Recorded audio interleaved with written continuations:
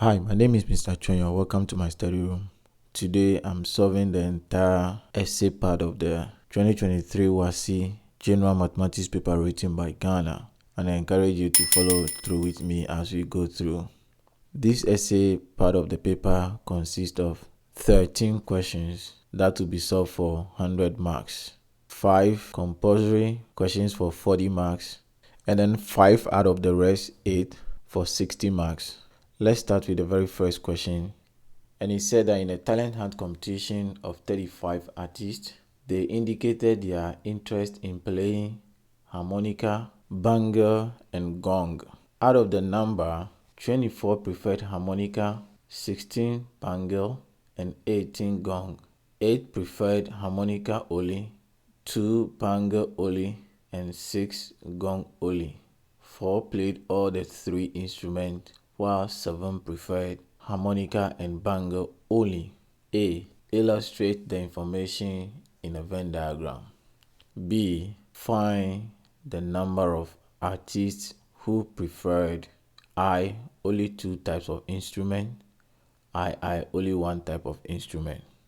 We start by first identifying the key features from this problem that will help us solve it.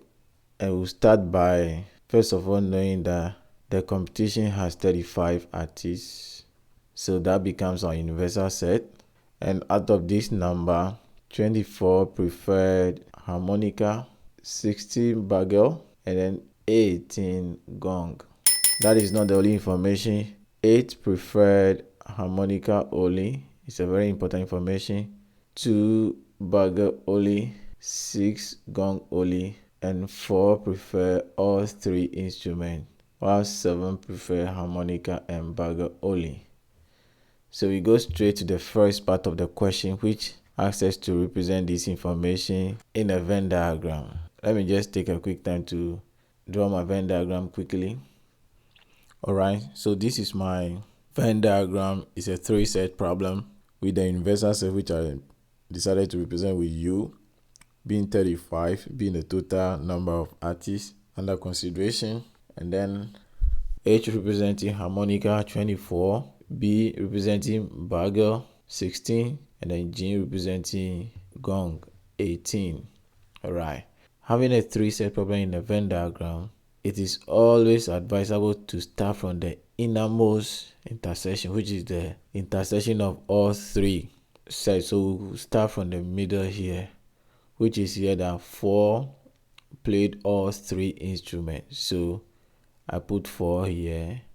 Then we work with the 2 intersections before we come to the onlys. And only one of that has been given, which is 7 preferred harmonica and bangle only. So this is harmonica, this is bangle, and the intersection of the 2 of them will be here. So 7 will be here.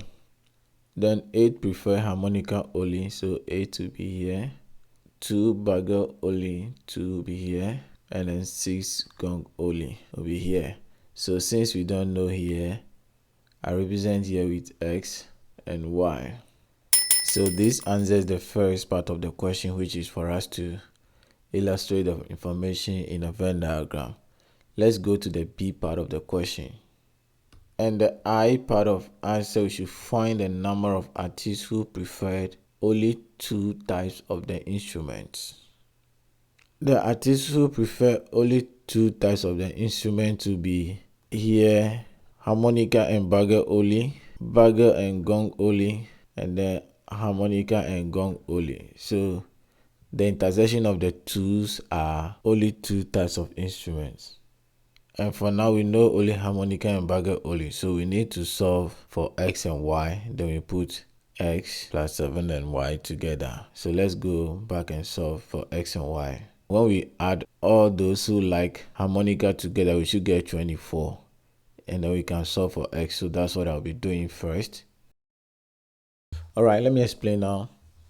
So like I said earlier, when we add 1, 2, 3, and 4, it should be equal to 24, right? So that is what we did here.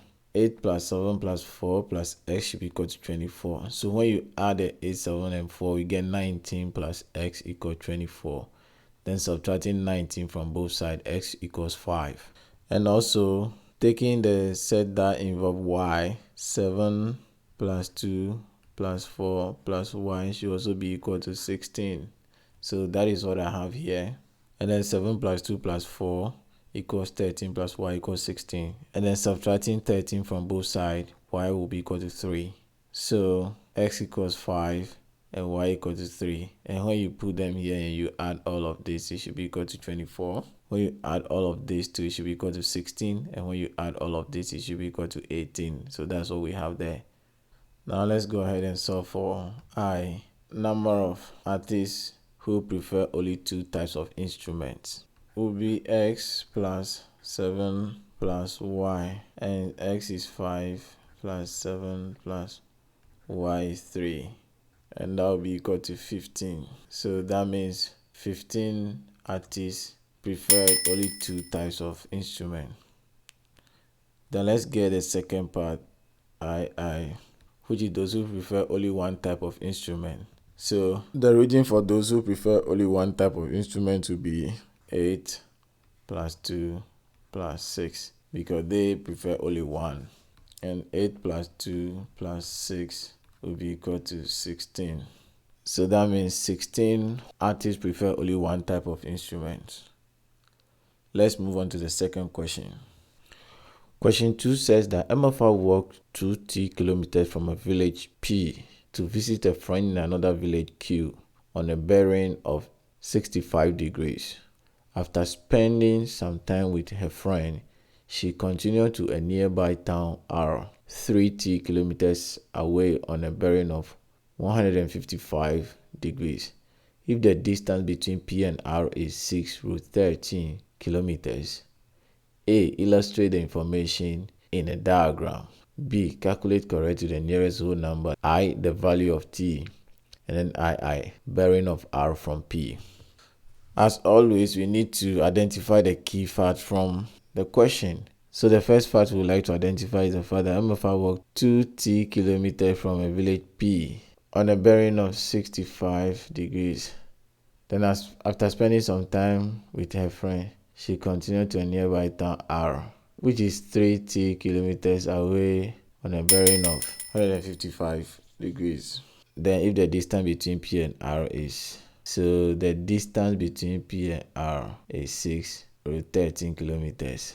And the first part of the question is we should illustrate the information in a diagram.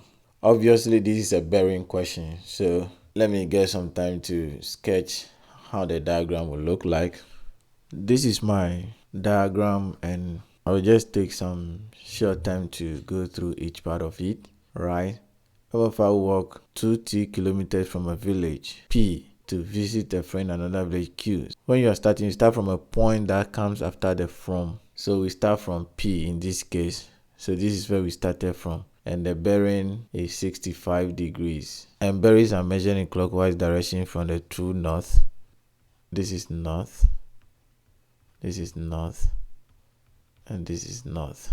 So from north, this is 65 degrees to Q, and the distance is 2 kilometers right here. Then from Q to R, also 3 kilometers, and that's a bearing of 155 degrees. And then from R to P, they didn't give us any bearing, but rather the distance from P to R, which is 6 root 13, that is right here. So this is the information on the diagram. And here I put a right angle here because this 60 degrees here and this angle here are alternate interior angles, so they are congruent, meaning this is 65 degrees. And also from north to south is 180 degrees. So if this is 155 degrees, mean that this is 25 degrees, and 25 plus 65 is 90.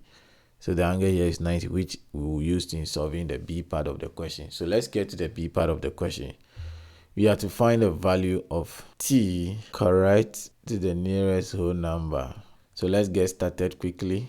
And as I said earlier, since this triangle is a right triangle, we can use the Pythagorean theorem to solve for T here. So that's what we're going to use.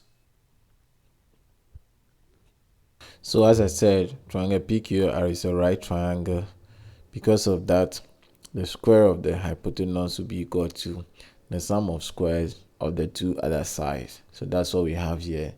6 root 13 squared will be equal to 2t squared plus 3t squared. So the square of this will give us 468. And then the sum of squares of this will give us 13t squared. We're solving for t, so we divide both sides by 13. 468 divided by 13 is 36. And taking square root of both sides, t equals 6. And that's the value for t. Let's now go to the second part of the question, which is the bearing of R from P. Again, we must pay special attention to the from. So it's bearing of R from P. So where are we coming from? We're coming from here, P. So we're solving for this angle from north all the way to PR. So what are we going to get for that? But we know from here to here to be 65 already. So we just want to know this angle here. Let me call it theta. So if we know theta here, we add it to 65. That gives us a bearing of R from P.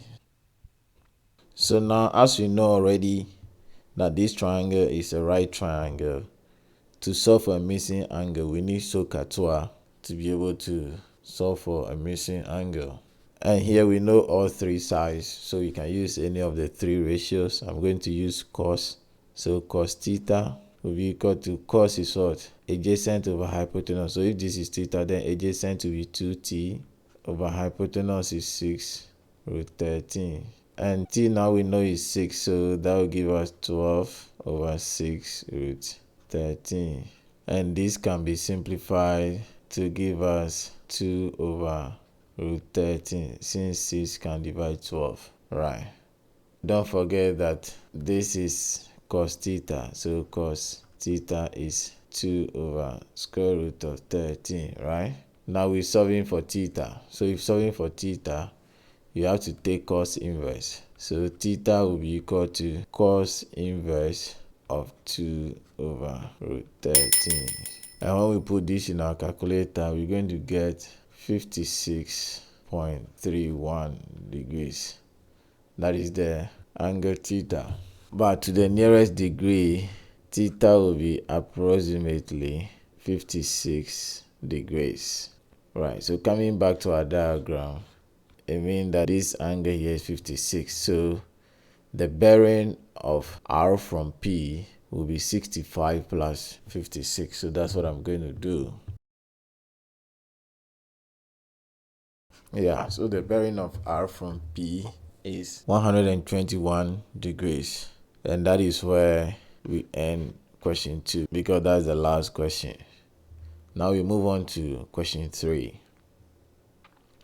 And question 3 says that in the frustum of a cone, the bottom diameter is thrice the top diameter. A. If the height of the frustum is 12 centimeters, calculate the height of the whole cone. B. Given that the volume of the whole cone is 39,600 cubic centimeters, find correct to 4 significant figures the radius. Take pi equals 22 over 7. First thing here I would like to explain is what a frustum is. The frustum of a cone is simply the portion of a cone obtained when it is cut horizontally. And I'm going to try to sketch that quickly. So this is a picture of a frustum that I got online. And let's now break the question down further, that the bottom diameter is thrice the top diameter. So let's all start by having the radius from this diameter information. So radius, which we can call R, is half the diameter, or diameter divided by 2. So if the bottom diameter is thrice the top diameter, then mean that if this radius is d over 2, or 1/2, let me use a different color to make it a bit clearer.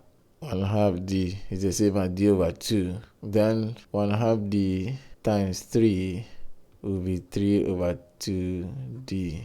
And that will be the radius down here. So 3 over 2d. So I said earlier that the height of the frustum, this is the frustum, from this part to the bottom is the frustum. So if the height of the frustum is 12 centimeters, we have to calculate the height of the whole cone, then mean that we need to know this height. So let's call it x. And that's why we got the x plus. It's actually x plus 12.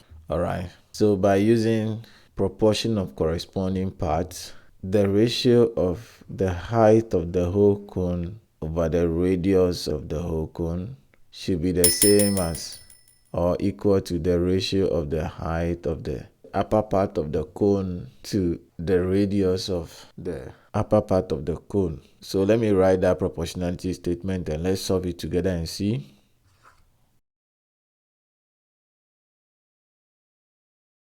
Let me now go through, like I said earlier, I just wrote the proportionality. So the ratio of the height of the cone and the radius of the cone will be equal to the ratio of the height of the upper part of the cone over the radius of the upper part of the cone. And then rewriting these divisions, we're going to have the 2 multiplying the numerator. When you rewrite it, this divided by this, and then you switch them into multiplication, you're going to have the 2 multiplying the top. So that's how we had the 2x plus 24. Then we still have the 3d.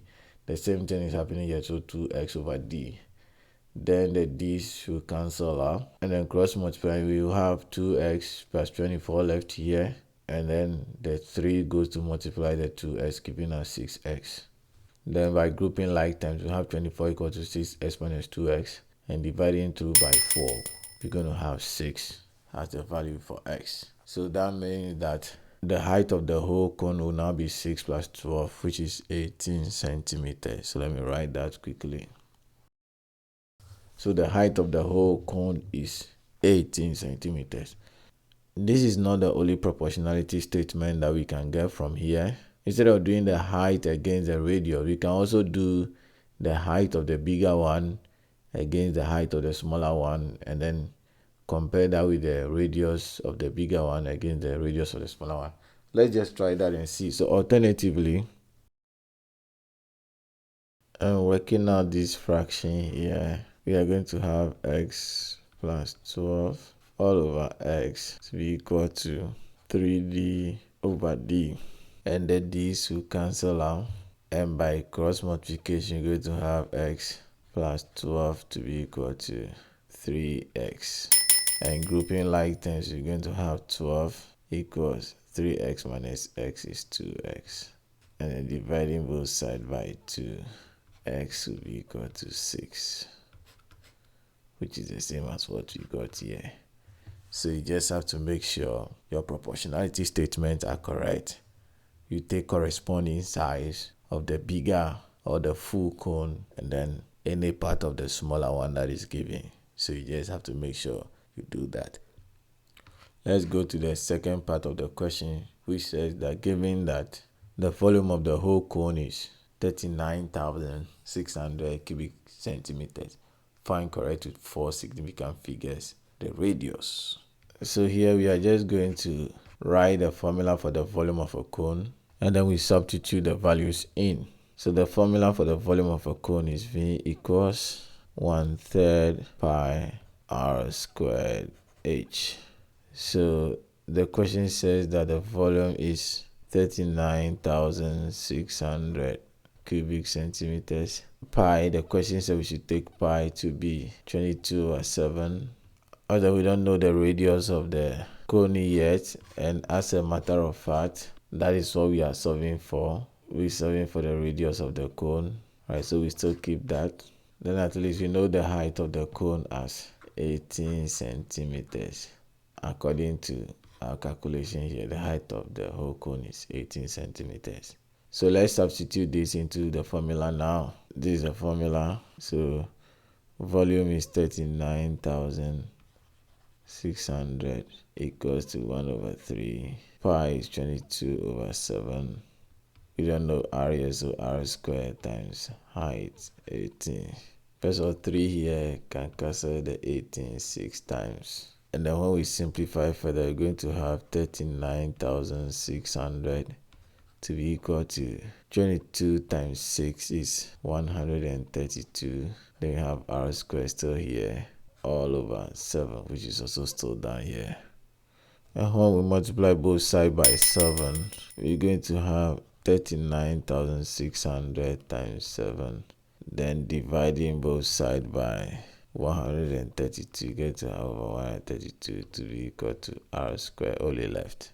And punching that into our calculator, you're going to have 2,100 to be equal to r squared.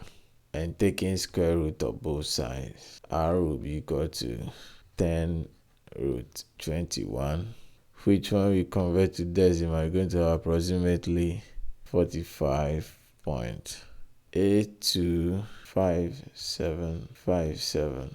But then the question asks us to find it correct to 4 significant figures. So by 4 significant figures, we are going to end it on these 4. So r will be approximately 45.83 centimeters. And that is the answer to the radius of the cone. We get on to the next question, which is question 4. Question 4 has a diagram that is not drawn to scale.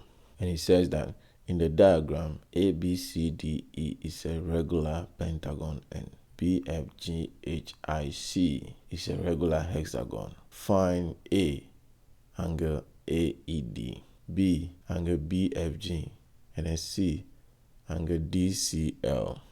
We start by underlining the key fact here that ABCD is a regular pentagon and BFGHIC is a regular hexagon. These two information is very important to us. And then we start with what is a regular pentagon. A regular pentagon has 5 equal sides. That means n equals 5. Right, remember the 5 sides are equal. That is what a regular polygon is. A regular polygon has equal sides and angles. And a pentagon has 5 sides. So you need to remember those two. Then angle AED. This is AED. So the angle is here. That is an interior angle. So we need to write a formula for the interior angle of a regular polygon. And that is 180 multiplying n minus 2 all over n. So let me write that. Right. Remember the interior angle of a regular polygon, we are talking about 1 interior angle. So that is the formula. Now let's go solve for angle AED. Angle AED is an interior angle of the regular pentagon, which we know has 5 sides. So since it is the interior angle, we're just going to plug 5 or substitute 5 into this formula, and then we solve for the angle. So let's do that. So that is it. Like I said earlier, n is 5. So 5 minus 2 is 3. And when you put this into your calculator, you get 108. So angle AED is 108. Now let's go to B, which is angle BFG. And what is BFG? This is BFG. So we're solving this angle now. And that is the interior angle of the hexagon. And the hexagon has how many sides? Good, it has 6 sides. So it means that in this case, n equals 6. And then we just solve for the interior angle. Again, using the same formula. So our formula will now be 186 minus 2, all divided by 6. That means you're going to have 180 times 4 all over 6. And when you put that into your calculator, you're going to get 120 degrees. So that is the measure of angle BFG. Then let's take the C, which is angle DCL. And I mean angle DCI, not DCL. This DCI. So we're talking about the exterior angle here, DCI. And this is what we're going to do. We're going to use the idea of angles at a point. And I hope you know that the sum of angles at a point is 360 degrees. So if that is the case, we know this angle to be 108, and we know this to be 120, what do we need to add to it to be 360? That is DCI. So that is what we're going to do. We're going to add the 3 angles at the point C and equate it to 360. We know 2 of them, so we solve for DCI. And that's how we're going to get an angle. So let's go ahead and do that. Okay, so I said all of this earlier, that the sum of angles at a point is 360 degrees. So DCB is 108 because remember this is a regular polygon. So if this is 108, each of the angles, and I said the regular polygon has equal size and angles. So if this is 108, this will be 108, and this is also a regular hexagon. And again, because it is regular, it means that it has equal size and angles. So let me just mark this well. All right, so if this one of these is 120 degrees, then each of them is 120 because it's a regular polygon, so it has equal size and angles. Those are the ones I substituted, and it's left with just the DCI. So when you add these two, you get 228. Then making DCI the subject, we get 132 degrees, and that is the angle DCI, or the measure of angle DCI.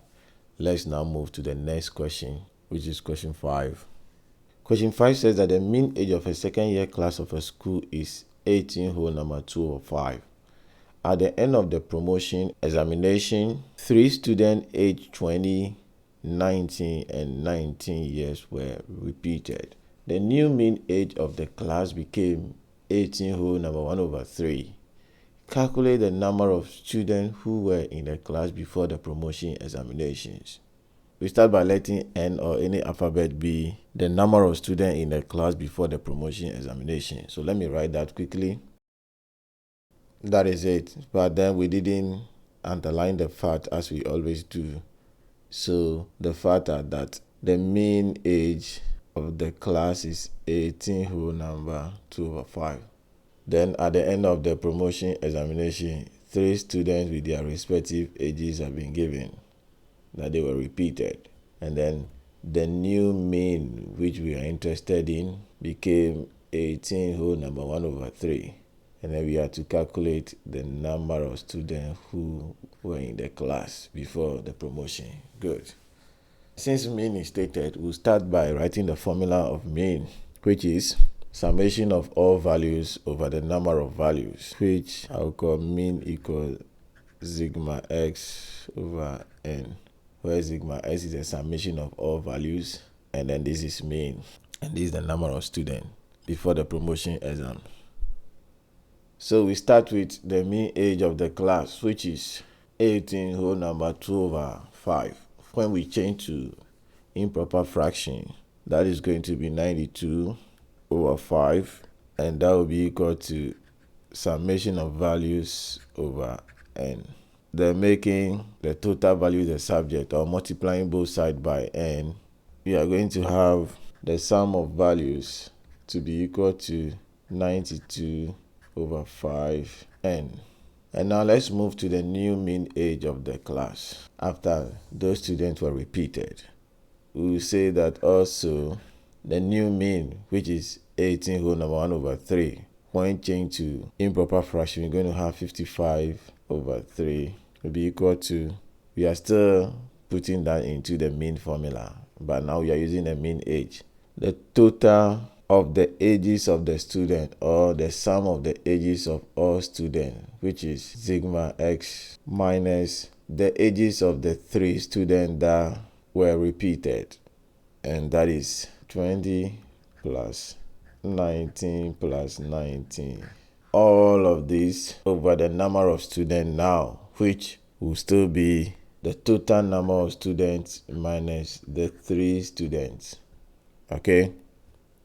All right.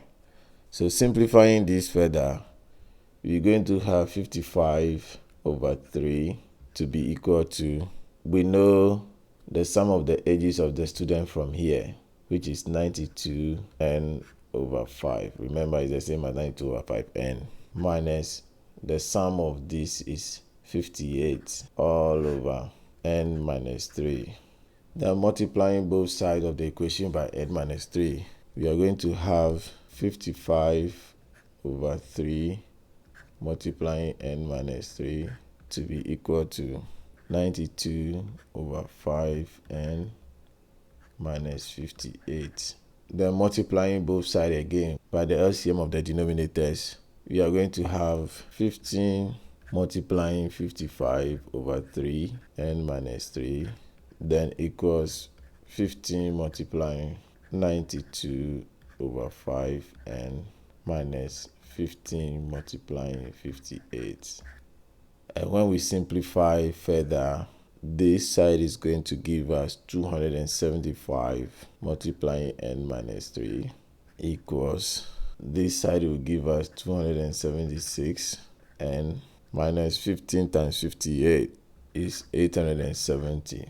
Then simplifying the left side, we're going to have 275 n minus 825, which is 275 times 3. That will be equal to 276 n minus 870. Then grouping like terms, that is adding 870 to both sides and subtracting 275 from both sides. We're going to have 870 minus 825 equals 276 n minus 275 n, and then 870 minus 825 is 45, and that will be equal to n, because 276 n minus 275 n is n. Therefore, there were 45 students in the class. So there were 45 students in the class before the promotion exam. Alternatively, those who would not like to use the fractions can also use the decimals for these fractions. So let me see if I can do that quickly. So that is, instead of writing 92 over 5, we're going to have 18.4 equals summation of all values over n. And then the sum of values, which is the ages, will be equal to 18.4 n. Then the second part, also 55 over 3 will be equal to, so I'm shortening it here from here, summation of the ages minus 58. We know that already, so that is what I'm doing. And that will be equal to 18.4 n minus 58, which is the numerator, all over n minus 3. Then by cross multiplication, I'm going to have 55 n minus 3 to be equal to 3 multiplying 18.4 n minus 58. And this side gives us 55 n minus 165, and that will be equal to 3 times 18.4 will be 55.2 n, and 3 times 58 will be 174. Grouping like terms, I'm going to have 174 minus 165 to be equal to 55.2 n minus 55 n. Solving the left side, we're going to have 9 for 174 minus 165, and that will be equal to 0.2 n. And dividing both sides by 0.2, 9 divided by 0.2 will be 45, and that will be equal to n. And that is the same for both approaches. So whichever works for you, you go for that. So we move on to the next question. Question 6 begins the section B part of the paper, where students are required to choose 5 out of 8 questions for 12 marks each, total of which will be 60 marks. So let's start with problem 6. But before that, the instruction says that answer 5, like I said. The A part says, in a certain spider web, the length of the shortest and longest threads are 3.4 millimeters and 50.2 millimeters respectively. The successive equally spaced threads are 1.2 millimeters apart.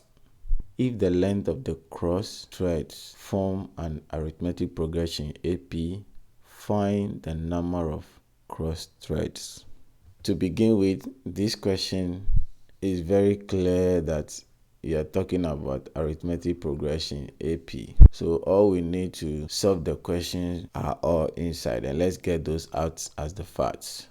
Because of the respectively here, we can say that the length of the shortest thread is 3.4 and that of the longest thread is 50.2 millimeters, and the successive equally spaced threads are 1.2 millimeters apart. So let's go ahead and start solving the question. Since this is an arithmetic progression, then we need to write the general terms of an AP, which is UN or TN, depending on which book you are using, which is the same as the last term L will be equal to A plus N minus 1D, where A is the first term, N is the number of terms, and D is the common difference.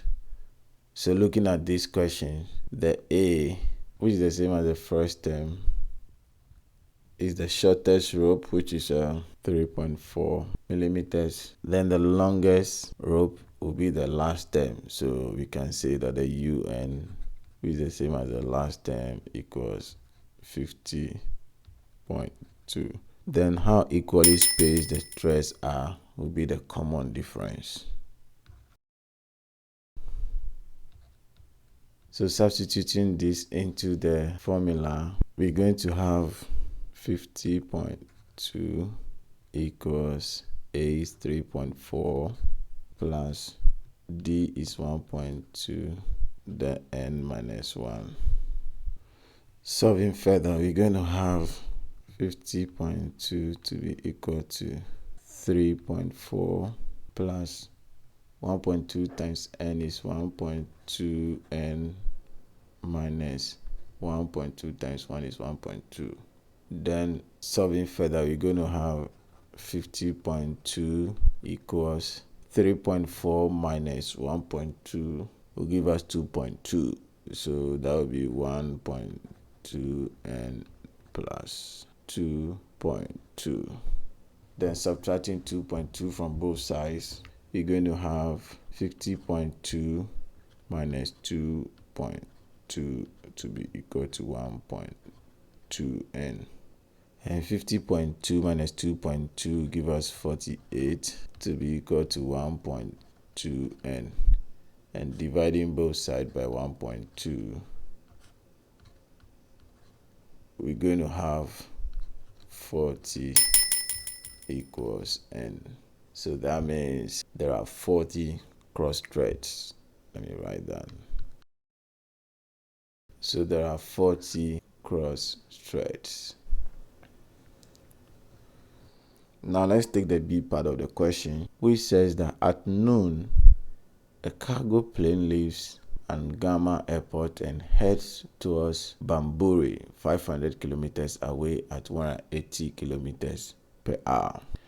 At 1 o'clock p.m., a jet takes off from Angama and flies on the same course at 450 kilometers per hour. What time will the jet overtake the cargo plane? Let's let A be Angama Airport and B be Bamburi. And let's let P be the place where the jet overtakes the cargo plane.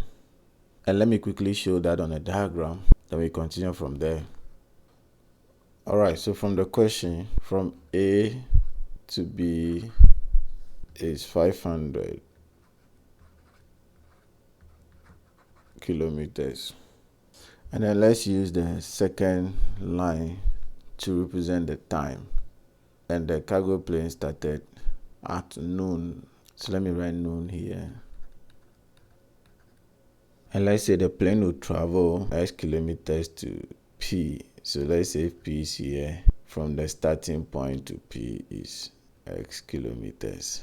And that means that after the overtaking, this will travel 500 minus X kilometers.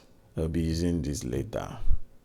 And on the time graph, we can take T to be the time taken by the cargo plane to travel to P. So this is representing distance and this is representing the time. Now the question gives us speed of the cargo plane 180 kilometers per hour, and then speed of the jet 450 kilometers per hour. So now we will need the speed equation, which is speed equals distance over time. And from this equation, distance will be speed times time. Now, the distance traveled by the cargo plane to the point P will be x equals the speed of the cargo plane is 180 kilometers per hour. So 180 times the time taken is t. And now let's make this equation 1 because we'll come back to it. Then the question also gives us the speed of the jet 450 kilometers per hour. So that means the distance taken by the jet, which will also still be x because it's the same distance. Distance to P is distance to P. So x will be equal to the speed of the jet is 450 kilometers per hour. So 450 times. We don't know the time taken by the jet, but at least we know that it started at 1 o'clock p.m. or it took off at 1 o'clock p.m., which is 1 hour later than the time the plane took off. So that will be the time the plane took off minus 1. So let's make it t minus 1.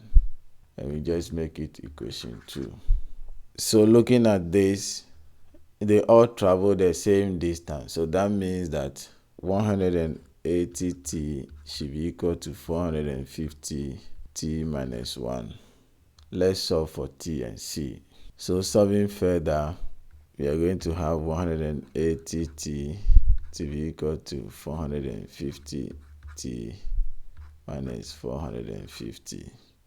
And subtracting t from both sides and adding 450 to both sides, we're going to have 450 to be equal to 450t minus 180t. And 450 will be equal to 270t. Dividing both sides by 270,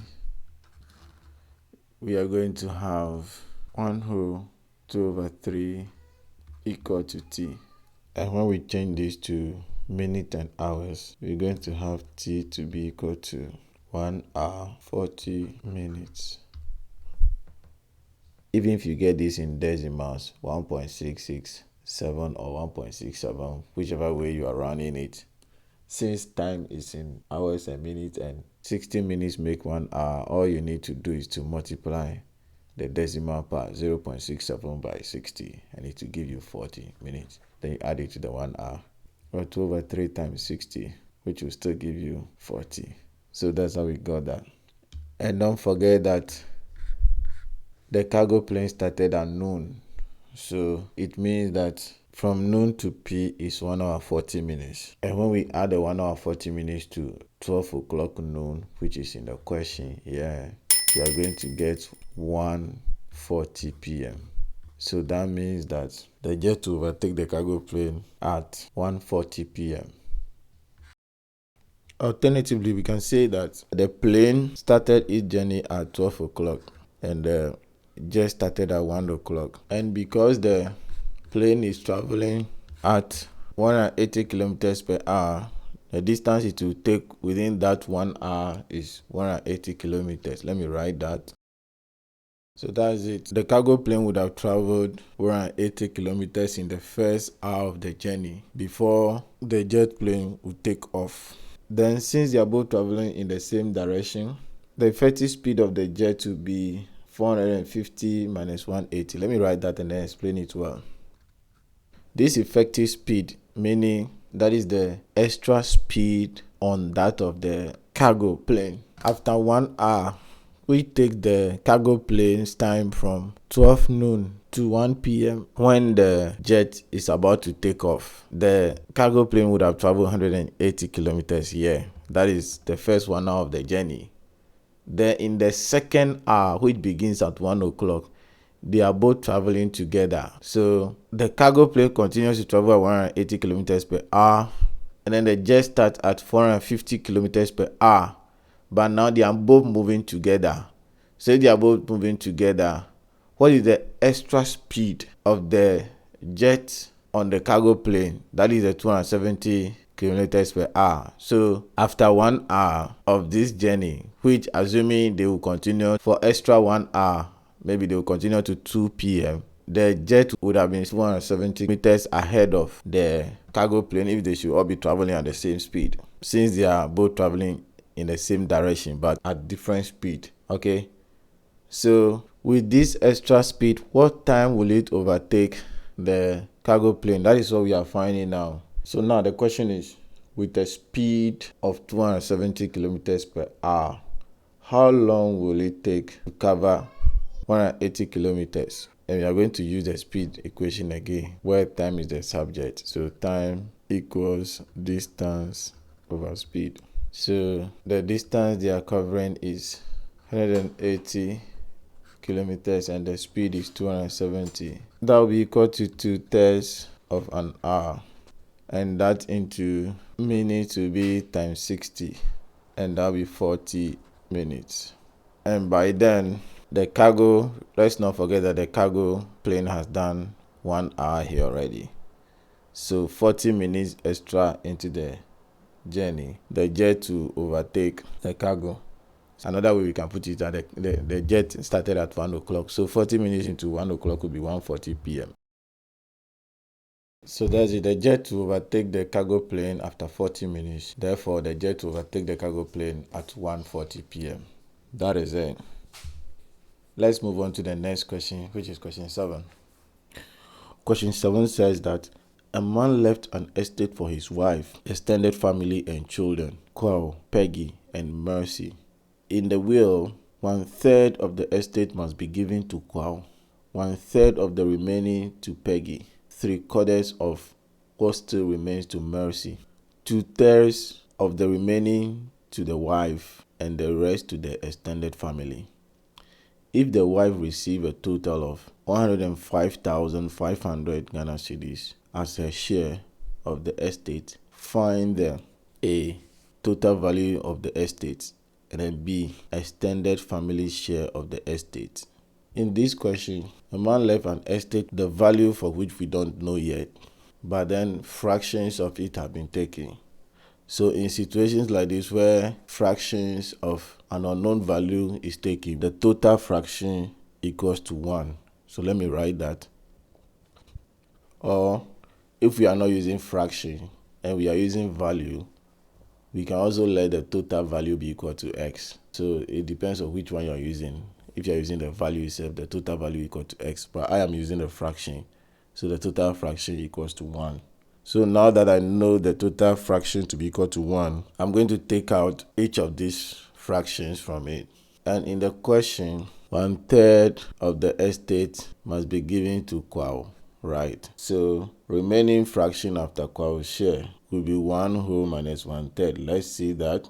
And that'll be 1 whole minus 1/3, which is Kwao's share. And that will give us 2/3. So 2/3 of the fraction is left after Kwao's share.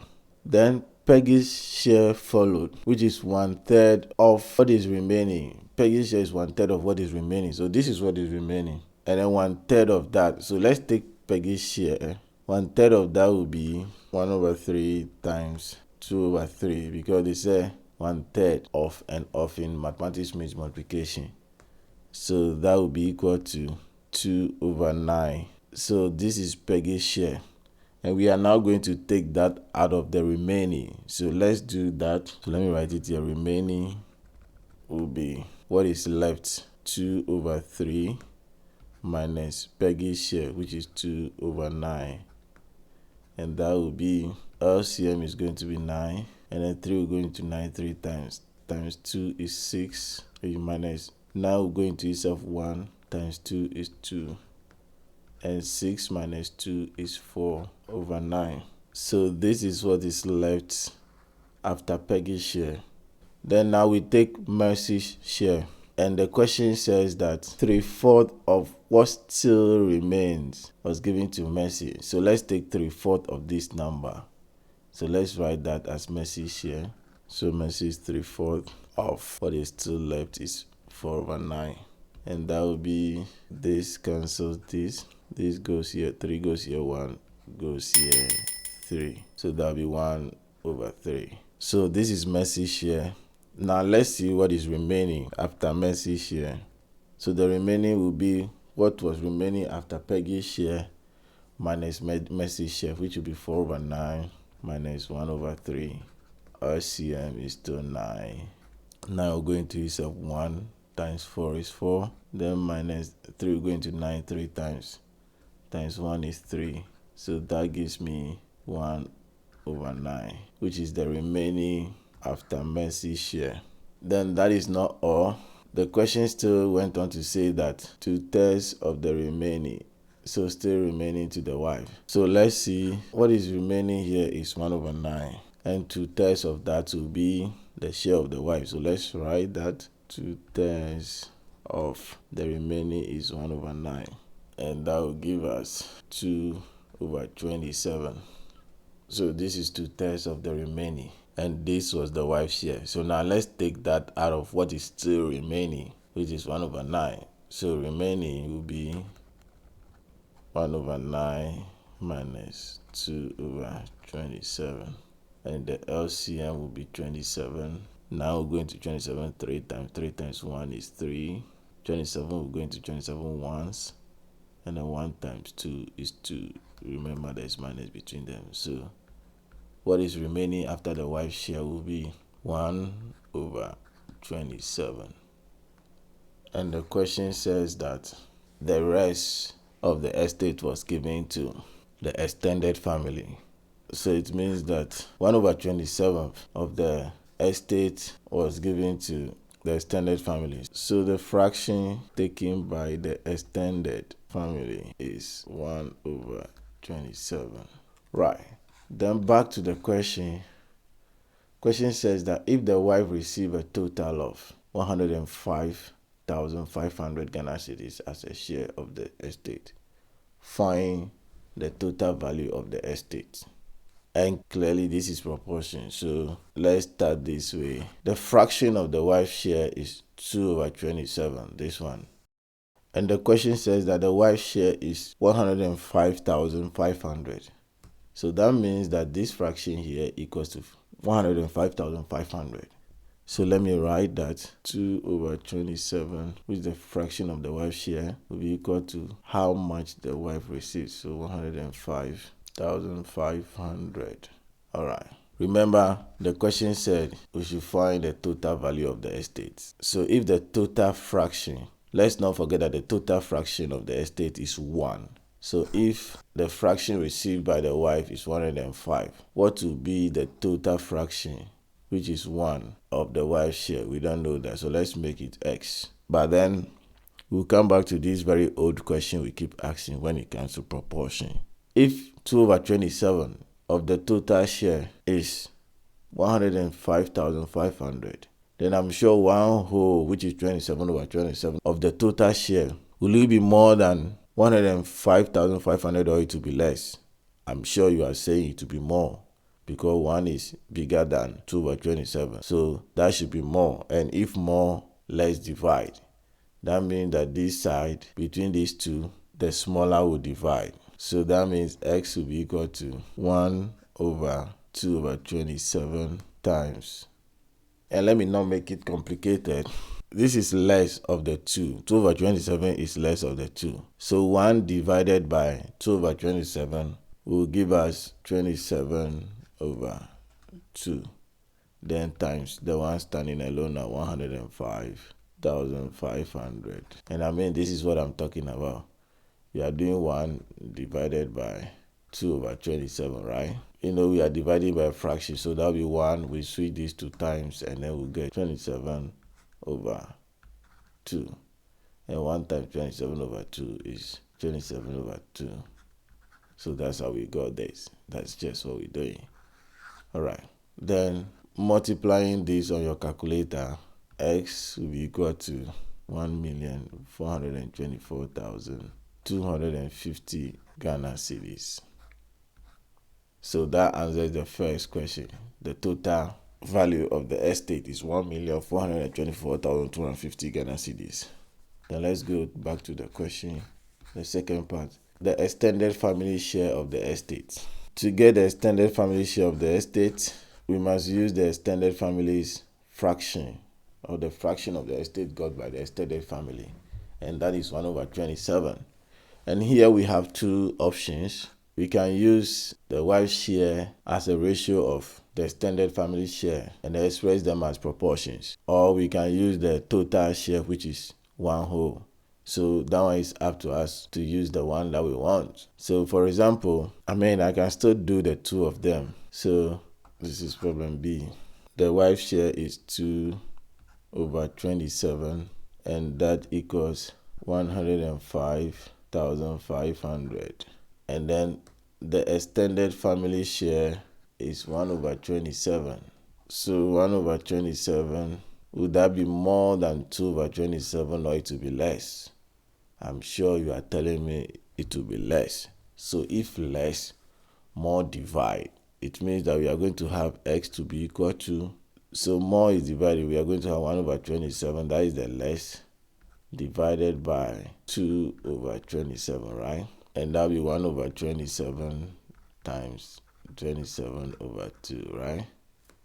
And that will give us 1/2. So after the division, this will be equal to 1/2, then times this, 105,500. And the extended family share will simply be 105,500 divided by 2. And that is 52,750 Ghana cedis.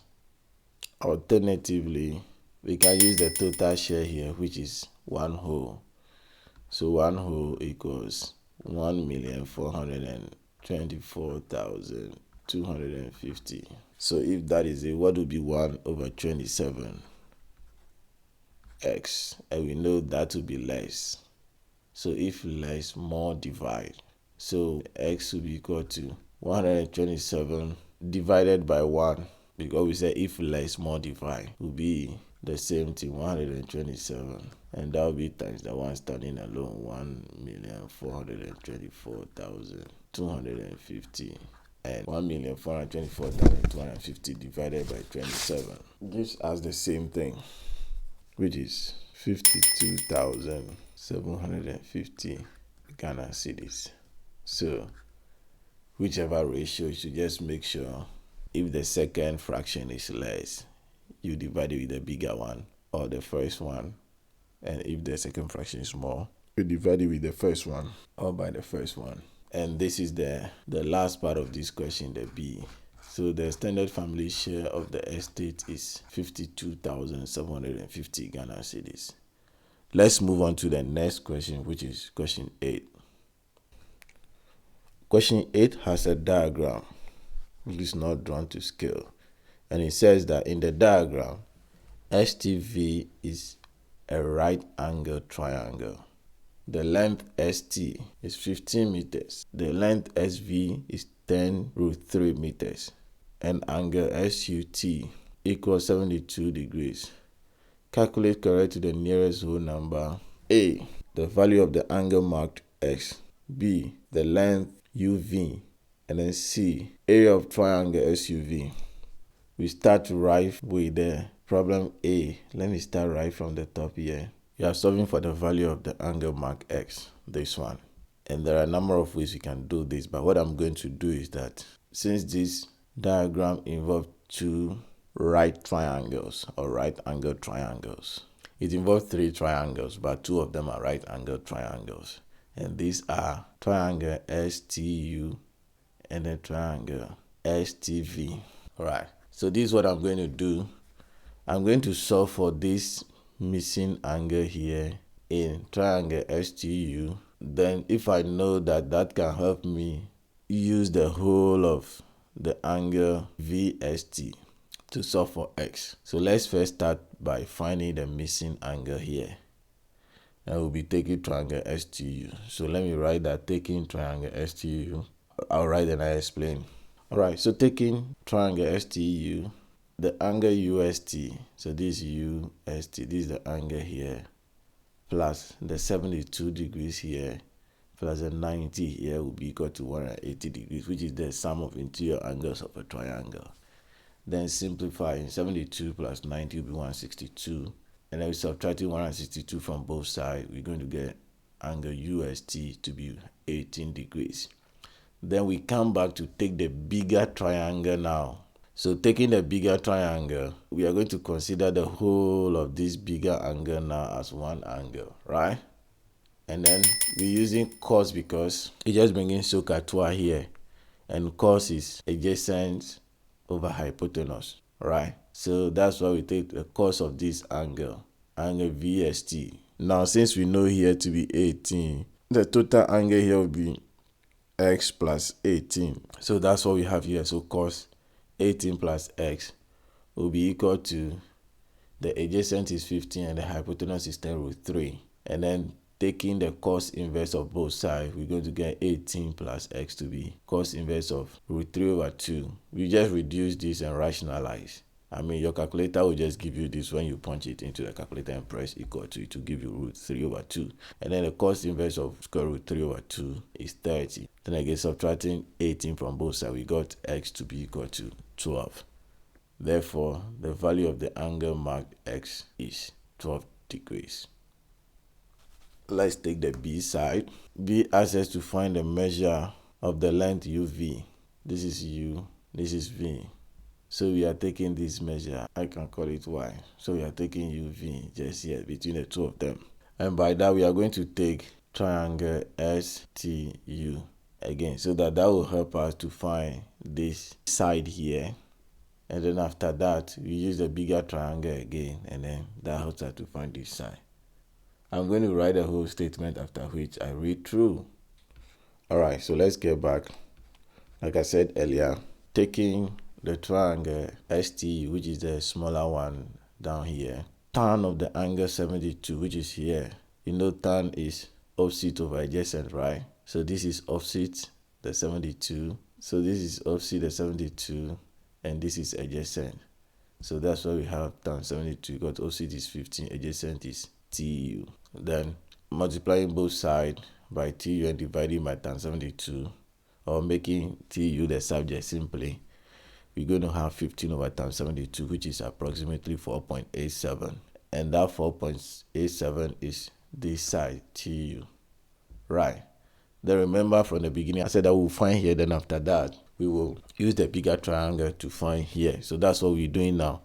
Taking the bigger triangle, which is STV, and using Pythagorean theorem, the square of the longest side of the triangle, which is the hypotenuse, equal the sum of squares of the other two sides. And here I decided to make TV, which is this side of the triangle, the subject. So that made me to rewrite this. Instead of having the square of the hypotenuse being equal to the sum of squares, I now have this side of the subject being equal to the square of the hypotenuse minus the square of the other side.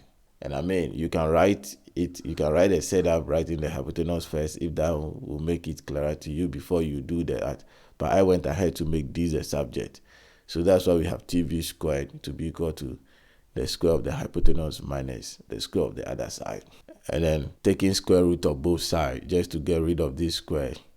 We have 100 multiplying 3 because 10 squared is 100 and square root of 3 squared is 3 minus 15 squared is 225. And when you work this, you get square root of 75, which is the same as 5 root 3. And in decimal, it will be approximately 8.66 meters. But this is TV, which when you come to the diagram, that means we are having the whole of here, T to V. That's what we have as 8.66. But we are solving for UV, which is that side. So it means that TV will be equal to TU plus UV. That is just what I have here. So TV equal to TU plus UV. And we know TV to be 8.66. And then TU is 4.87, which we solved earlier here. And then we just made UV the subject, and that is 3.79. But then let's not forget that the question said we should calculate this to the nearest whole number. So that is why I have UV to be equal to 4 meters here. And we take the last part of the question, which is C. We have to calculate the area of triangle SUV. This is triangle SUV, right? And again, there are a number of ways we can do this.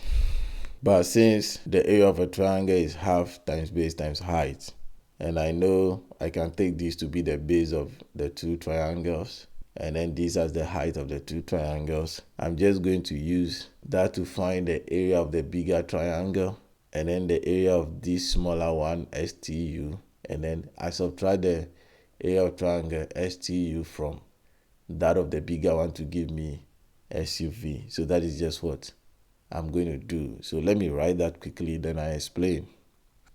So there we have it. We take the area of triangle STU, which is a smaller one. So we have half times the base, which is 15, times the height, which is TU, and we have that here 4.87. So that's what we have here. And when we multiply that, we get 36.525 square meters. Then we go back to take the area of the bigger triangle, which is STV. And then again, it's the same thing, half times the base times the height, which is TV. And we found that here to be 8.66. So we have half times the base 15 times the height 8.66, and that gives us 64.95 square meters. And remember, I said the area of SUV, which is the smaller one here. This triangle here, SUV, will be the area of the bigger triangle, STV, minus the area of this one down here, which is STU. So that is what I have here. Now the area of SUV is the area of STV minus STU. And that is, we found this here, 64.95 minus 36.525.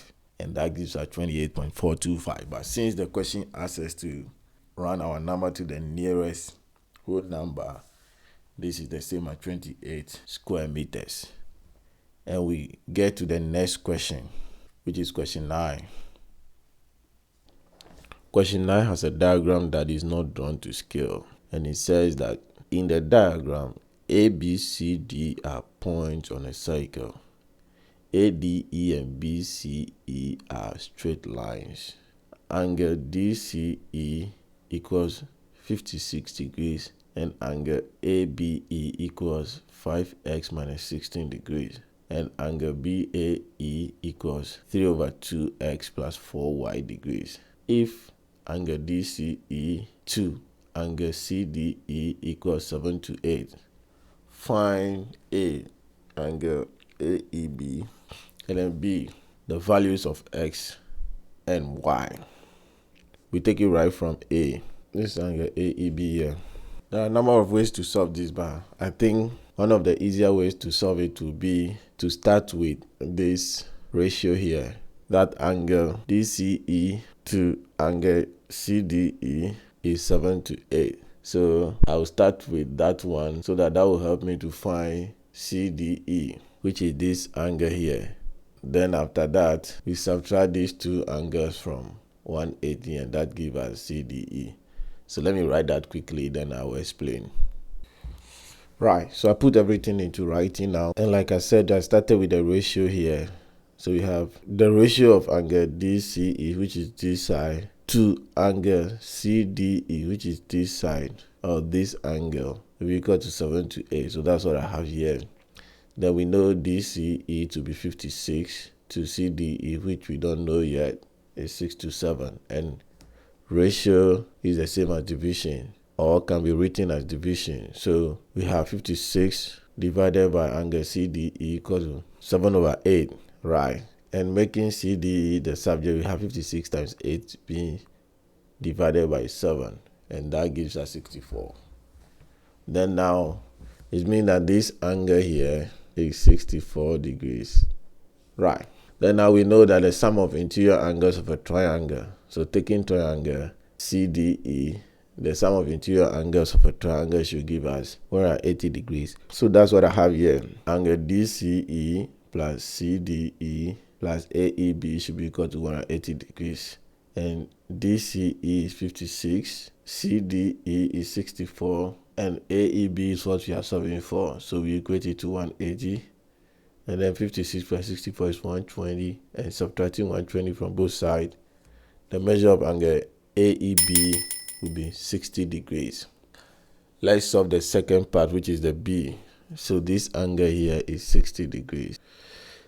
The B simply asks us to find the values of X and Y. The question says that this line and this line are straight lines. It means that if this is 56, this angle here will be 124 degrees, because angles on a straight line equal to 180.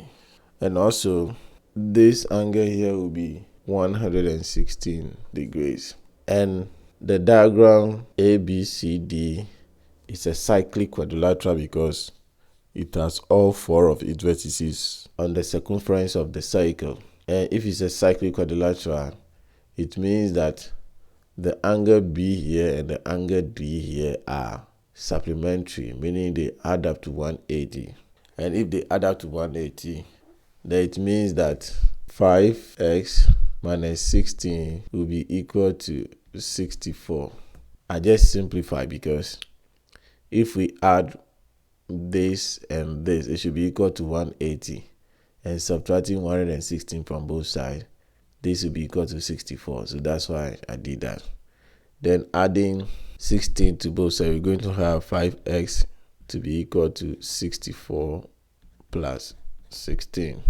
And 5x will be equal to 80. Dividing both sides by 5, x will be equal to 16.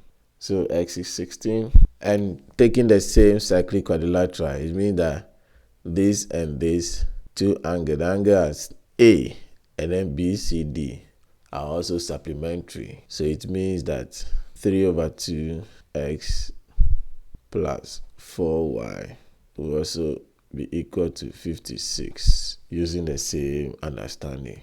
And we know x to be 16. So whatever we see x, we substitute 16, and that will give us 3/2 multiplying 16 plus 4y will be equal to 56. So this will be 3 multiplying 8, because 16 divided by 2 is 8, plus 4y equals 56. 24 plus 4y will be equal to 56. Then subtracting 24 from both sides, we are going to have 4y equals 56 minus 24. And 4y will be equal to 32. Dividing both sides by 4, y will be equal to 8. So that means that the value of x is 16 and that of y is 8. We go to the next problem, which is 10.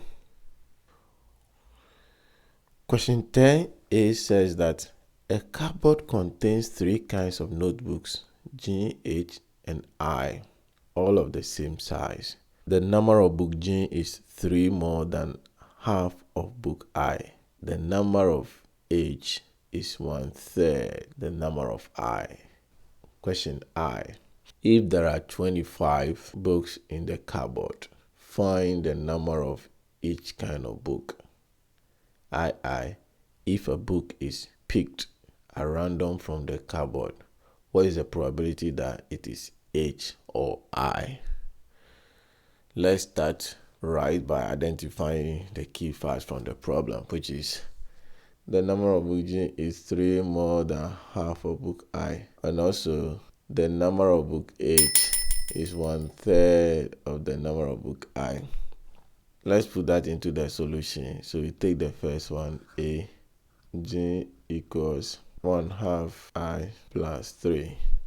Because that's what it says. It says G is 3 more than 1/2 of I. So it means that it will be 1/2 of I plus 3. That's what it means. And multiplying it through by 2, we're going to have 2G to be equal to I plus 6. And 2G minus I will be equal to 6. Let's make this equation 1 since it is not completed, meaning we'll come back to it. Then the second part is saying that H is 1/3 the number of I. So it means that H will be equal to 1/3 I.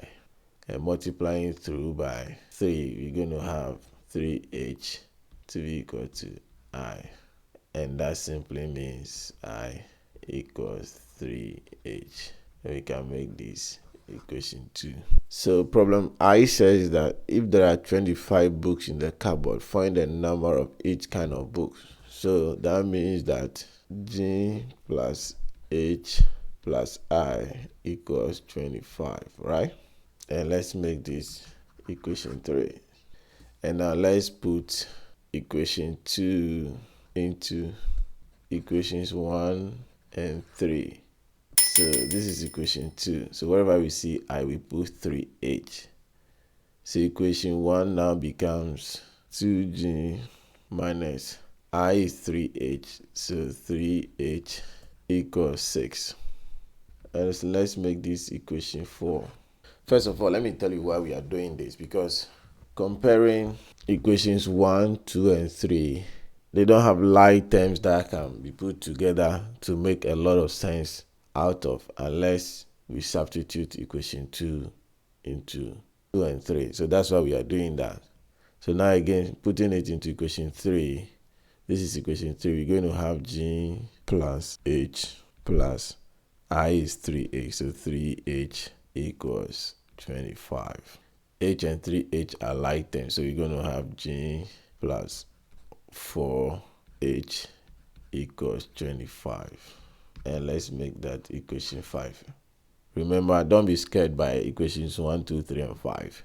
We are just giving them names so that when we're going to substitute something into one of them, we can just mention the name and we all know where we are substituting the thing. That is just all.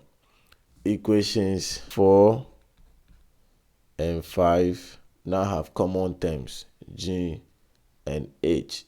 So we can solve the two of them to get either G, H, or both. So that's what we're going to do.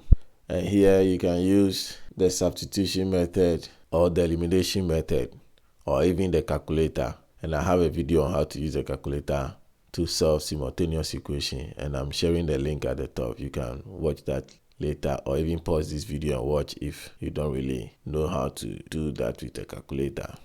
But then I'm going to solve this using the elimination method. So I'll first multiply equation 5 by 2 so that I can eliminate G. So let me go ahead and do that quickly. So equation 5 times 2 now becomes 2G plus 8H equals 50. Maybe we can still call it equation 6. And now remember, equation 5 is what we turn to equation 6. So we cannot use the two of them in the same calculation. So now equation 6, which we got as a reason of being able to use it with equation 4, will be now minus equation 4. And 2G minus 2G eliminate the G, like I said earlier. And 8H minus negative 3H becomes 8H plus 3H, which gives us 11H, will be equal to 50 minus 6 is 44. And dividing both sides by 11, H will be equal to 4. And now having H equal to 4, we can substitute that into equations 1 through 3, especially the one that will be easy to solve. And I'm sure you tell me that it will be easy to solve for I when we put it into equation 2. So I'm going to do that. So we put or substitute H equals 4 into equation 2. So equation 2 now becomes I equals 3, wherever we see H we put 4. And that becomes 12. So I is 12. And now I'm sure you are telling me that we'll now put the values of H and I into equation 3, because that helps us to find G. But also we can substitute I into equation 1, and that gives us G. I think that is even easier. So let me put I into equation 1. So this is equation 1 here. And that becomes 2G minus, wherever we see I, we put 12 equals 6. And adding 12 to both sides, 2G will be equal to 6 plus 12. And 2G will be equal to 18. Dividing both sides by 2, G will be equal to 9. So now to answer the question properly, the number of each kind of book will be, therefore, G contains 9 books, H contains 4 books, and then I contains 12 books. Let me write that. And now let's get to the B part of the question. Before the I part, we have the II. So let's solve the II part. We said that if a book is picked at random from the cupboard, what is the probability that it is H or I? So let's not forget that H has 4 books and I has 12 books. And the total was given us here already that there are 25 books. Alright. So probability of H, or which we call union I, will be 4 over 25 plus 12 over 25. And that will be equal to, the LCD is 25 and 4 plus 12 is 16. So 16 over 25. That's the probability that a book selected at random is H or I. We go to the B now. The B has a diagram that is not drawn to scale. And the question says that in the diagram, PQRST is a circle with center O. POR and QOT are straight lines. The segment or chord QT is parallel to the chord RS. Angle RTQ is 33 degrees, and the measure or the length of the segment RS or chord RS is equal to the measure of the chord ST. Find angle RST. Good. We will start right with the information that the segment or chord QT is parallel to RS. Right. If QT is parallel to RS, then chord RT will serve as a transversal. So angle RTQ and angle TRS are alternate interior angles and are equal for that matter.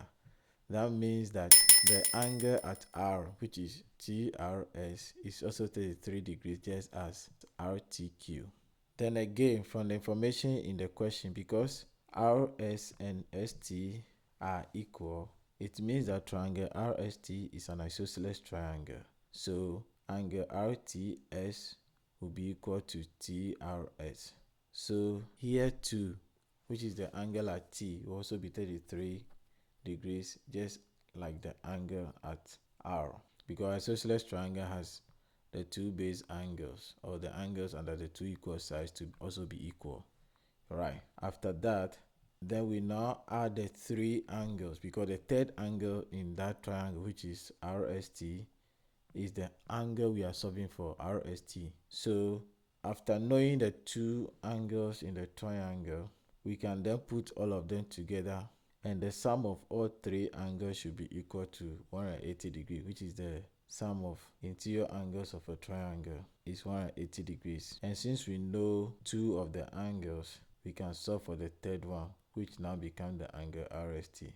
So now let me quickly write that, and then after that I'll go ahead and then explain whatever I write, but I'm just going to write everything I say right now. Alright, there you have it.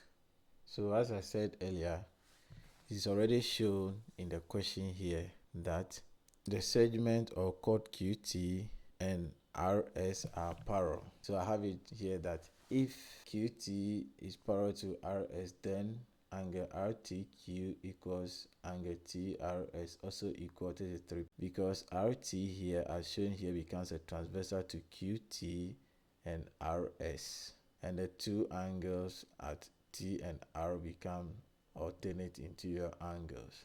Then again, because the question says that RS and ST are equal, it means that triangle RST is an isosceles triangle.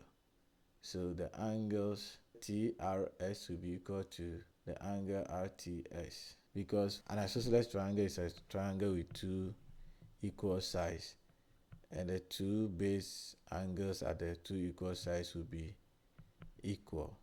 So that's why. And then now adding the three angles in triangle RST should give us 180 degrees. So that is what I have here. Angle TRS plus angle RTS plus angle RST equals 180 degrees.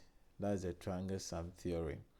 And then remember we said here that angle TRS equals angle RTS. That means that wherever we see angle RTS, we can replace it with TRS.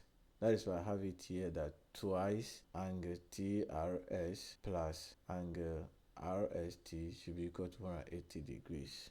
And we know that angle TRS is 33 degrees. So 2 times 33 plus angle RST will be equal to 180 degrees. And 2 times 33 is 66 plus angle RST, which we are solving for, is 180 degrees. And then subtracting 66 from both sides, we are going to have angle RST to be 180 minus 66 degrees. And that means that angle RST will be equal to 144 degrees. And that is the answer to our question. Therefore, angle RST equals 144 degrees. Let's now move to the next question, which is question 11. Question 11a says that from the top P of a building 320 meters high, the angles of depression of the top Q and bottom R of another building on the same horizontal ground are 29 degrees and 41 degrees respectively. I. Illustrate the information in a diagram. I. Calculate correct to the nearest meter the height of the other building. Okay, this problem is an application of trigonometry, and we will need to sketch a diagram and use that to solve the problem. But before that, let's identify the key fact from the problem even before we go ahead to sketch the diagram. So these facts are that the top of the building is P, and that building is 320 meters high. That is not all.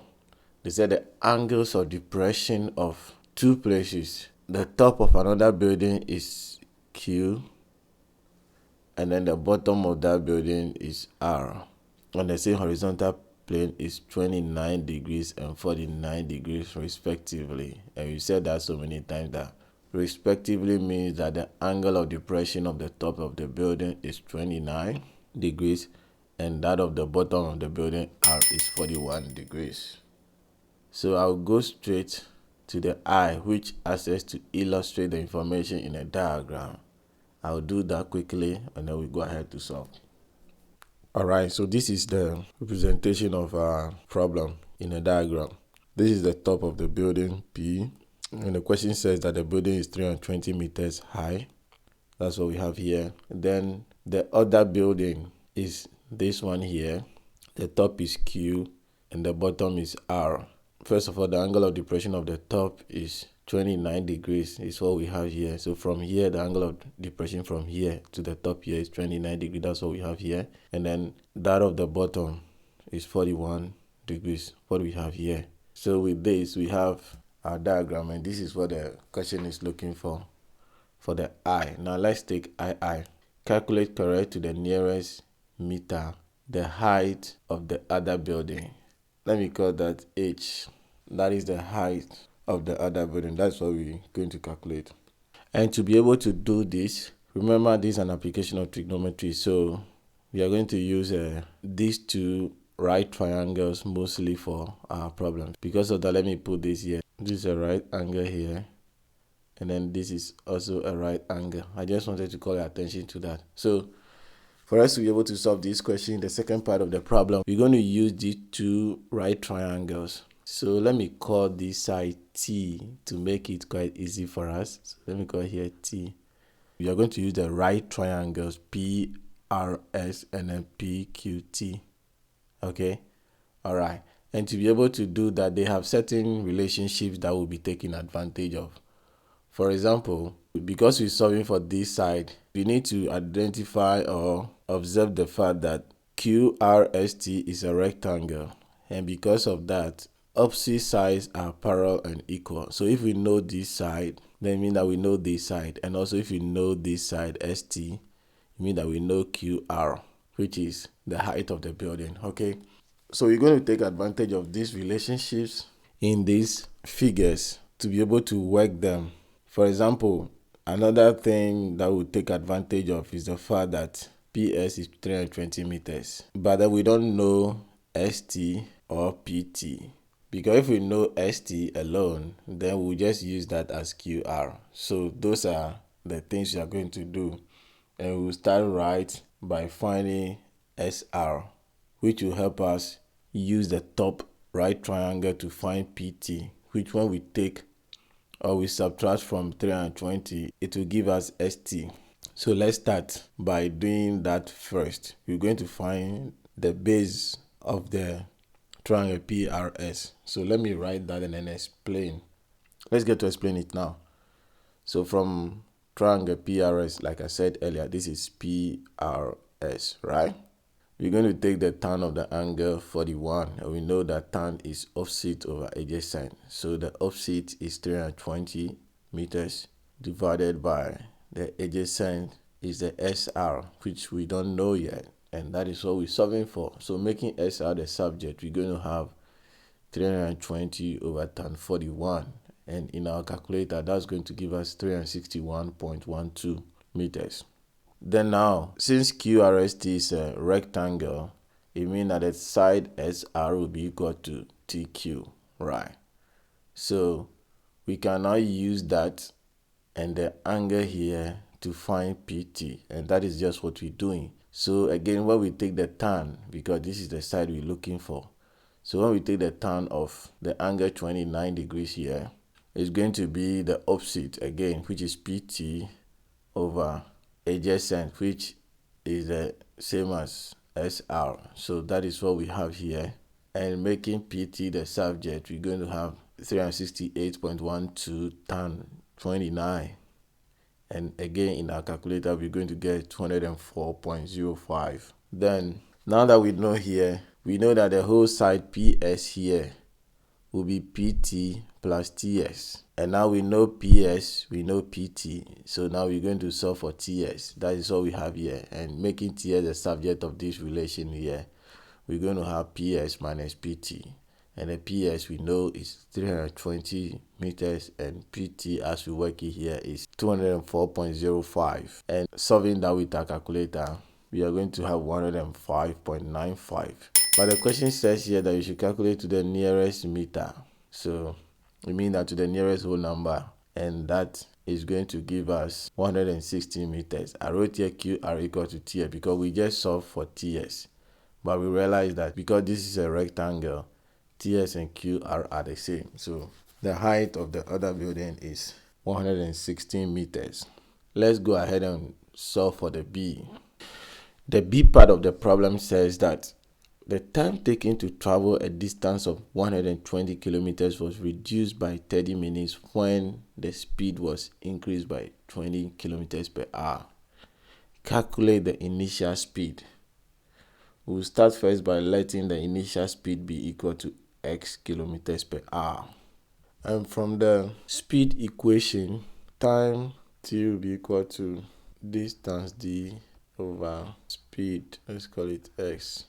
And then from the problem, the initial time taken, let's call it I, will be 120 over x.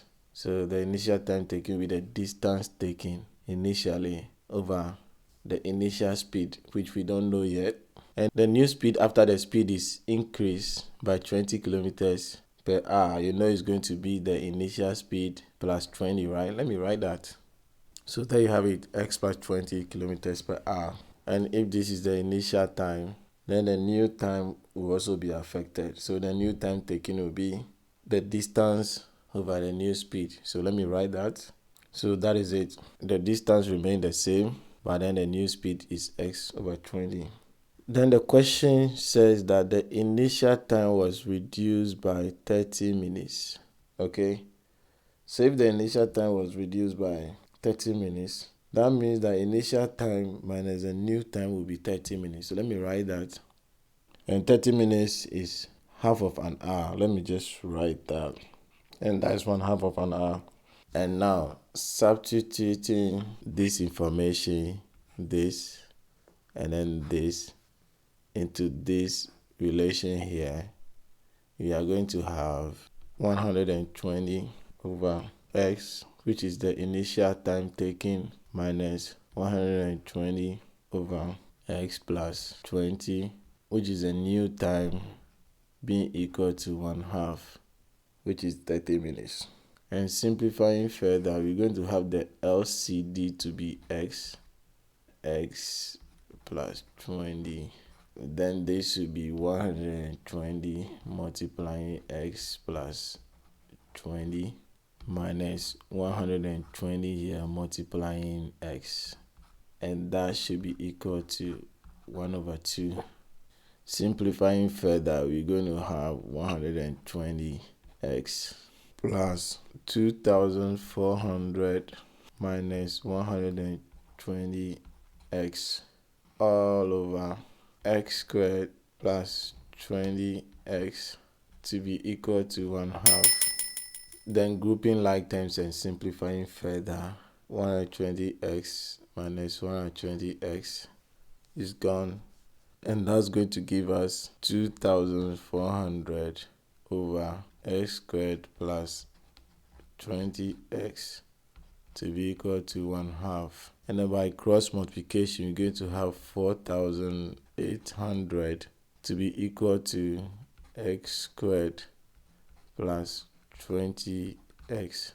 And subtracting 4800 from both sides, we're going to have x squared plus 20x minus 4800 to be equal to 0. And when we factorize this, we are going to get x minus 60 multiplying x plus 80, and that will be equal to 0. Equating each factor to 0, we're going to have either x minus 60 equal to 0 or x plus 80 equal to 0. And then adding 60 to both, so we're going to have x to be equal to 60. And then subtracting 80 from both, so you're going to have x equal to negative 80. And don't forget that at the beginning we let the initial speed be equal to x. So what it means here is that the initial speed of the car is 60 kilometers per hour, since speed cannot be negative. That is it. But then we can solve this in another way for the sake of those who might find it difficult understanding this. So let's take that alternative method. And with that alternative method, we're still letting the initial speed be equal to x kilometers per hour. And then we repeat the speed formula again. So speed equals distance over time. So that means that the initial speed x will be equal to the distance, which is 120 over time. Initial time t, which we don't know. And then making t the subject, t will be equal to 120 over x. Let's make this equation 1 because we'll come back to it. Then the new speed after the speed was increased by 120 kilometers per hour is x plus 20. Let me write down. And the time was also reduced by 30 minutes, which is half of an hour as we found out first. So I'm going to write that again. So 1.5 hours. Time taken was reduced by 30 minutes, which is equal to half of an hour. So that means the new time will now be the initial time minus half of an hour. So let me write that. And putting these two into the speed equation, we are going to have x plus 20, which is a new speed, being equal to the distance, which remains to be 120, divided by the new time, which is t minus 1/2. Then multiplying both sides by t minus 1/2, we're going to have x plus 20 multiplying t minus 1/2, and that will be equal to 120. Expanding these two using the distributive property, we're going to have tx minus 1/2 x plus 20t minus 10 equals 120. Grouping like terms and simplifying further, we're going to have tx minus 1/2 x plus 20t to be equal to 130, which is adding 10 to both sides. And let's make this equation 2. And now putting equation 1 into equation 2, we are going to have, let me write that. That means wherever we see t, we'll be putting 120 over x there. So that's going to give us 120 over x multiplying x minus 1/2 x plus 20, and t is 120 over x, and that should be equal to 130. Simplifying further, this x is closer, so we have 120 minus 1/2 x plus this multiplying have 2400 over x to be equal to 130. The LCM is 2x, so multiplying through by 2x, we're going to have 240x minus x squared plus 4800 to be equal to 260x. Grouping like terms, 240x here and then 260x here. And then rearranging, we are going to have x squared plus 20x minus 4800 equal to 0. Remember, that's just the same as moving everything to the right hand side, okay? And then solving further, we'll factorize this to get x plus 80 and then x minus 60 to be equal to 0. Then equating each factor to 0, x plus 80 equals 0. Subtracting 80 from both sides, you're going to have x equals negative 80. And then also x minus 60 equal to 0. Adding 60 to both sides, you're going to get x equal to 60. Then again, we will choose the positive one because we are talking about speed. So the initial speed is 60 kilometers per hour. So I hope if you take your time to look at the two methods, one of them should make sense to you, or both. We move to the next question, which is question 12. Question 12a says that the following statements are true of a certain community. K is such that most businessmen are rich. M is such that no salary worker is rich. I draw a Venn diagram to illustrate the information. Then I state whether the following statements are valid or not valid. Alpha, Titus is a businessman and is therefore rich. Beta, Olenu is not rich because he's a salary worker. By breaking this problem down, we will let you be the investor set or the community members. Then we let K be the set of businessmen. Let M be set of rich people. S be set of salary workers. And M says no salary worker is rich. So that means that S intersection M is a null set. And now to represent this in a Venn diagram, that is the I part we're going to have.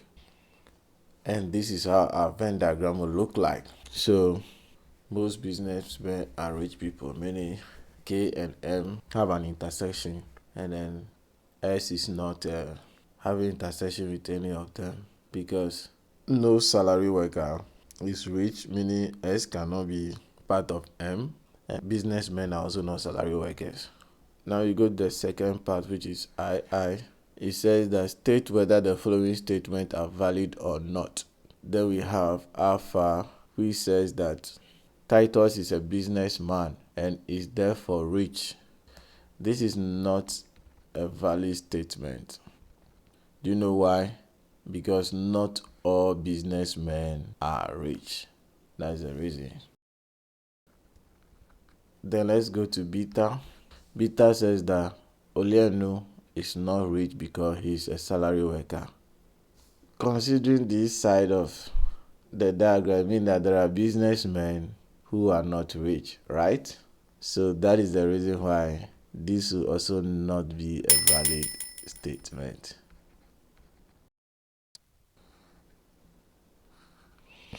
So that's the reason.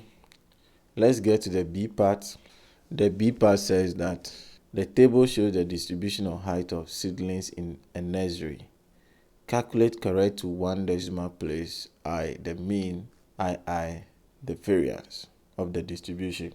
So we start by writing the formula for the mean in a distribution table, and that will be mean x bar equals sigma fx over sigma f, and also variance equals sigma fx squared over sigma f minus mean squared.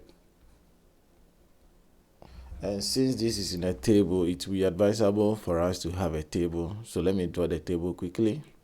So here I have a table with each of these represented in it so that we can substitute that into the formula to solve our problems. So I have the two columns already in here, and then let's work out the midpoint. Because this is a group data, we don't have an absolute x or individual variables. So we take the midpoint of each interval to get our x, and the midpoint is simply the average of the two limits. So 60 plus 64 divided by 2 will be 62. If you are using a calculator, make sure when you add the two of them, you press equal to before you divide your result by 2 to get it right. Then 65 plus 69 divided by 2 is 67. Then 70 plus 74 divided by 2 is 72. 75 plus 79 divided by 2 is 77. Then 80 plus 84 divided by 2 is 82. If you study well, you see that if the intervals are regular, there will be a regular pattern here, and in this case it's 5. So make sure you follow that. Then now fx means each of the x here times the f. So 62 times 7 is 434. Then 6 times 67, 402. 5 times 72, 360. 8 times 77, 616. Then 82 times 4 is 328. Then fx squared. There are two things we can do here. We can multiply this f of x by x again, or we square the x, then we multiply by f. And this is going to give us 26,908. This will give us 26,934. This will give us 25,920. This will give us 47,432. And then this will give us 26,896. And now we need to solve for the mean, which is sigma fx, meaning the summation of fx over the summation of f. So when we add all the f's, we're going to get 30 as our final answer.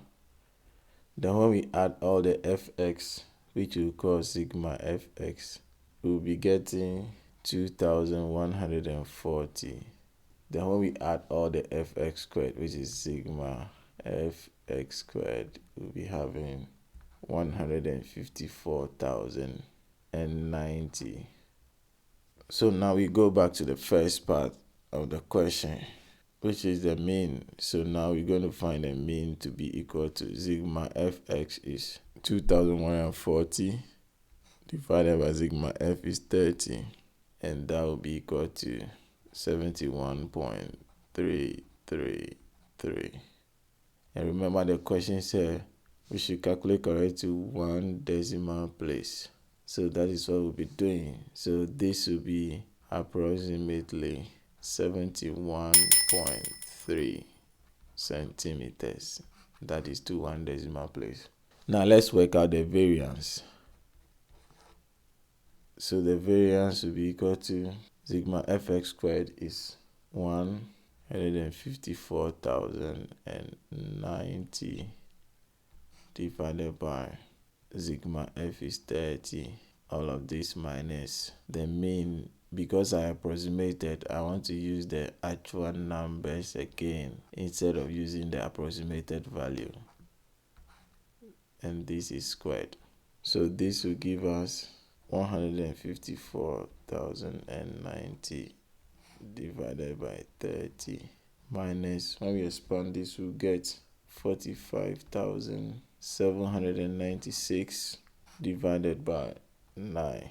And when we simplify further, this is going to give us 431 over 9, which is equal to 47.889.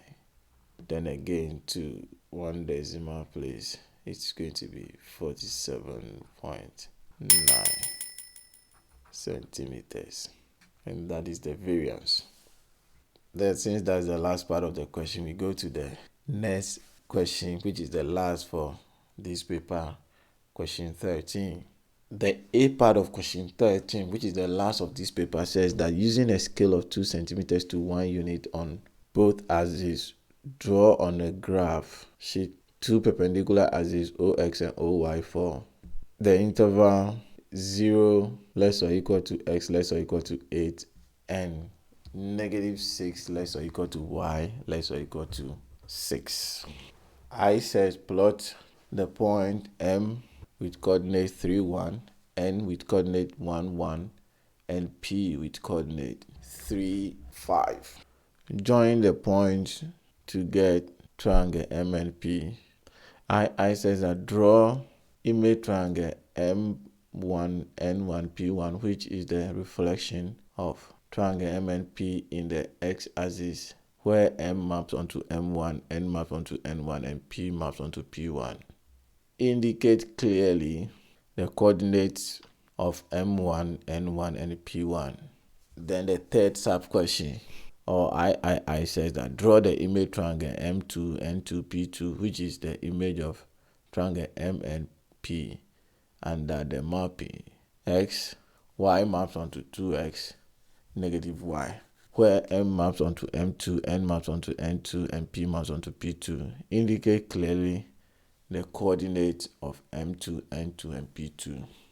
I'm going to do the calculation part first, after which I will do the graph. So we take first the I part, and we have the point with their respective coordinate. Then the second part, that we should draw the image triangle M1, N1, P1, which is the reflection of triangle M and P in the x-axis. So I'm going to write a rule for reflection in the x-axis. And the rule is, if the original point is x, y, then the image point will be x, -y. You just maintain the x and negate the y. So the point M, which I will now write in the column form 3, 1, will now have the image M1 with coordinate 3, -1, because I'm keeping the x and negating the y. Then N with coordinate 1, 1 will have the image N1 with coordinate 1, -1. And then P 3, 5. The image will be P1, which is 3, -5. And now we're plotting this as my image point. But before that, let's go to the the mapping. And the rule for the mapping is xy maps onto 2x, -y, which simply means that anytime you pick the coordinate of a point, you multiply the x coordinate by 2 and negate the y. And that question says that m maps onto m2. So it means that we are going to use the original points again. And that is just what I'll be doing. So let me pick the m first. And the coordinate of m are 3, 1. So the image point m2 will now be 2 times 3, 6, and then I negate the 1. Then the n, 1, 1. The image n2 is going to be 1 times 2 is 2, and then we negate the 1. And then we take the last part, which is p, and p has the coordinate 3, 5. And now p2 will be 3 times 2 is 6, and then we negate the 5. So again, I'll be using this as the coordinate point for the second image triangle m2, n2, p2. And now let's go back to the question. So that is it. I promise to do all the calculation part before I come to the graph. So let me do the b part at once. The b said we should find the equation of the line joining the point m and m2 right here. We should find the equation of the line joining those points. So I can rewrite that here. M has the coordinate 3, 1, and m2 has the coordinate 6, negative 1. And using the point slope form of a line, which is y minus y1 equals m, which is the slope, multiplying x minus x1. We have to go ahead and solve for m, which is the slope, and the formula is changing y2 minus y1 over changing x, x2 minus x1. And this is x1, y1, x2, y2. So substituting that into this, we're going to get negative 1 minus 1 all over 6 minus 3. And that will be equal to negative 2 over 3. That is the slope.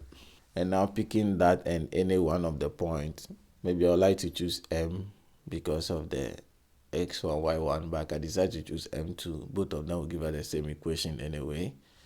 We are going to have y minus y1 is 1 equals the slope is negative 2 over 3 multiplying x minus x1 is 3. Multiplying through this by 3, we are going to have 3y minus 3 equals negative 2x plus 6. I just decided to expand this at once so that we don't repeat too many steps. Grouping x and y at one side, we're going to have 2x plus 3y equals 9. And this is in the standard form. But then if we want to write it in the slope-intercept form, we are going to divide through by 3 and make the y subject, and that will give us y equals negative 2 over 3, which is the slope, x plus 3.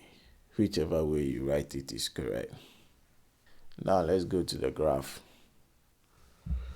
So there we have my improvised graph paper with my x and y axis on it, with the markings or the intervals that have been given. When you look back at the question, you have to mark 2 centimeters to 1 unit on both axes, and I did 2 boxes to mean 2 centimeters. But then on the actual graph paper, we have smaller boxes and bigger boxes. The length of the side of one bigger box is the 2 centimeters. So that is where you are marking on your graph paper. And 2 centimeters to 1 unit means that for every marking, you should have the intervals of 1. That's why I have 1 to 8 on the x-axis and negative 6 to 6 on the y-axis, with the intervals being 1. Good. Now we have to plot the coordinate of the point M, N, and P. So let's do that quickly and join them to form a triangle. So let's do that quickly. And this is my triangle MNP. with the point M with coordinates 3, 1, N with coordinates 1, 1, and P with coordinates 3, 5. And then that is my original triangle MNP. Then now we have to draw the image of the triangle MNP using a reflection over the x-axis. We already used the formula to work that here to get these points, but then we can also count equal distances from each of the points to the x-axis and away from there, and then we get our image triangle. So let me get that quickly. So here I have my image triangle M1, N1, P1. Endpoint M1 has the coordinates 3, -1, and then the point N1 has coordinates 1, -1, and the point P1 has coordinates 3, -5. So that's the second image after the reflection. That's the first image rather. Then the second image, we are using the rule of the mapping, which we did already. We have the mapping here. So we are going to plot in the coordinates of this point to get a second image. And then we have it, the yellow triangle with the point M2 with coordinates 6, -1, then N2 with coordinates 2, -1, and P2 with coordinates 6, -5. And we've been asked to join everything and label the points clearly, and I think I've done all of that already. And this gives our diagram and also brings an end to a very long lesson today, which is solving all 13 essay questions of the 2023 WASSCE General Mathematics paper written by Ghana. I hope this lesson has been of help to you. If yes, then kindly consider subscribing to this channel for more videos like this. Till we meet again in my study room. Bye bye.